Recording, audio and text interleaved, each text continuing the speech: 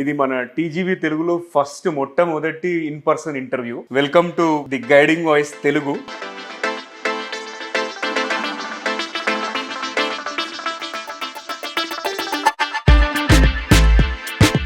మీ success మంత్ర ఏంటి? మీ విజయానికి దోహదపడిన 3 ముఖ్యమైన అంశాలు ఏంటి? ఆనెస్టీ ఒకటి, సెన్సిబుల్ హార్డ్ వర్క్ ఒకటి, and adaptability I think are the top 3 things for. అంటే బేసిక్గా మీ బ్యాక్గ్రౌండ్ దీనికి ఏమైనా ఇన్ఫ్లుయెన్స్ చేసిందా? కాకపోతే ఒక స్టూడెంట్ గా నా జర్నీ అనేది డెఫినెట్ గా దాని ఇంపాక్ట్ ఉంది. So that is the reason excels establish చేయాల్సి వచ్చింది. ఇంత కాంపిటీషన్ నా కూడా చాలా మంది నన్ను డిమోటివేట్ చేస్తారు, అవసరం లేదు.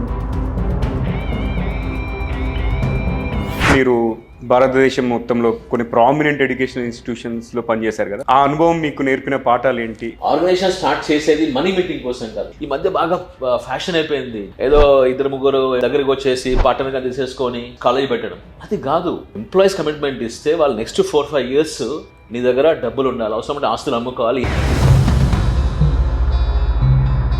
కాలేజ్ వస్తున్నారు, కాంపిటీషన్ ఉండలేకపోతున్నారు, ఎందుకంటే వాళ్ళ మోటివ్ అట్లే ఉంది. I want to grow rich just like this. So మనం ఇప్పుడు కరెంట్ ఎడ్యుకేషన్ సిస్టమ్ గురించి మాట్లాడితే మెయిన్గా ఏంటంటే ఎగ్జామ్ సెంట్రిక్ అయిపోయింది. సో ఈ కోణంగా ఆలోచిస్తూ మన కరెంట్ ఎడ్యుకేషన్ సిస్టంలో ఉన్న లోపాలు అంటే లూప్ హోల్స్ ఏమున్నాయి అనేది.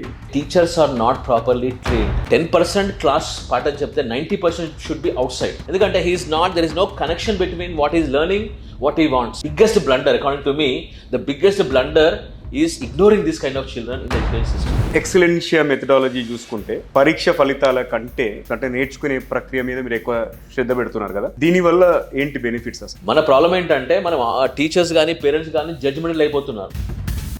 They form opinion. 4 ఎగ్జామ్లో పర్ఫామ్ చేయకపోయేసరికి వీళ్ళు పనికిరాడు. అన్నిటికీ సొల్యూషన్ ఐఐటి, జేఈ, నీట్ కాదు. టీవీ కమర్షియల్స్ 1 1 2 2 3 3 4 4 అని చెప్పేసి. సో చాలా ఇంపార్టెంట్ క్వశ్చన్ ఇది. అండ్ ఇప్పుడున్న ప్రెస్సింగ్ ప్రాబ్లం ఇదొకటి. తప్పు మొత్తం పిల్లలది అన్నట్టు చేసేస్తుంటారు అక్కడ.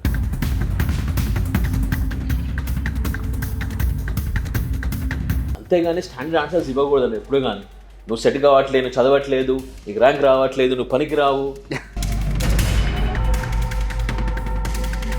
పలానా వ్యక్తి అంటే పలానా కలీగ్ వాళ్ళ కూతురు కొడుకు ఇది చేస్తున్నారు, మనం కూడా ఇది చేపిస్తాం అన్నది అదొకటి మెయిన్గా తొలగిపోవాలి. అంటే ఎంత ఘోరం క్రియేట్ అయింది జూనియర్ కాలేజ్ సెగ్మెంట్ లో అంటే, పేరెంట్స్ ఎవరో ఒక పిఆర్ఓ వెళ్తారు, అడ్మిషన్ చేయమంటారు, మీరు ఇప్పుడు చేస్తే 20,000 తగ్గిస్తామనగా 20,000 నాకు వస్తున్నాయి కానీ చేసేస్తారు. అంత స్టేజ్ లో ఉన్నారు parents. That is wrong. So ముందట్లాగా జాబ్ చేయాలంటే ఓన్లీ ఇంజనీరింగ్ చేయాలి, మాస్టర్ చేయాలని లేదు అక్కడ. If the system is perfect.